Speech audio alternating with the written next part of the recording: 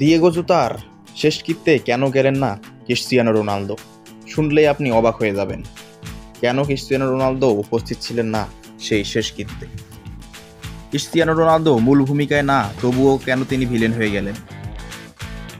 নিজের প্রিয় সতীর্থ দিয়েগো জোতার বিয়োগে রোনালদো কেন গেলেন না তার শেষ যাত্রায়? এই সিদ্ধান্তকে আসলেই একটি মানবিক পদক্ষেপ নাকি ভিন্ন কিছু? দিয়েগো জোতা ও তার ভাই আন্দ্রে সিলভা দুজনেই এক ভয়াবহ সড়ক দুর্ঘটনায় মারা যান। পর্তুগালের ছোট শহর গুন্ডোমারে গত শনিবার গির্জায় শেষকৃত্য সম্পন্ন হয় দুই ভাইয়ের। লিভারপুল ও পর্তুগালে অনেক সতীর্থ ছিলেন, কিন্তু রোনালদোর উপস্থিতি নাই। সবাই অবাক, কেন রোনালদো নেই? রোনালদো শোক প্রকাশ করে লিখেছিলেন, বিশ্বাস হচ্ছে না, তোমার পরিবার, স্ত্রী ও সন্তানদের জন্য আমার সমবেদনা। শান্তিতে ঘুমাও, জোতা এবং আন্দ্রে সিলভা। দ্য মিররের প্রতিবেদনে বলা হয়েছে, রোনালদো ইচ্ছে করে উপস্থিতি এড়িয়েছেন, কারণ ছোট শহরে তার অংশগ্রহণ সব ফোকাসই তার দিকে নিয়ে যেত, যা পরিবারের জন্য আরও চাপ, মিডিয়ার ভিড় ও নিরাপত্তাগত সমস্যা বাড়িয়ে দিত।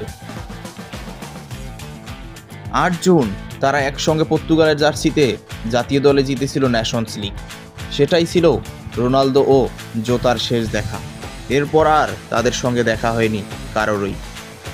অনেক সতীর্থ, Virgil van Dijk, Andy Robertson, Bruno Fernandes, Ruben Neves সবাই গিয়েছিলেন, কিন্তু রোনালদো দূর থেকেই জানালেন শ্রদ্ধা।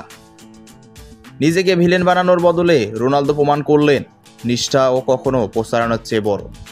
একজন সতীর্থের মর্যাদা, শান্তি এবং পরিবারের নিরাপত্তা তার কাছে সবচাইতে গুরুত্বপূর্ণ ছিল।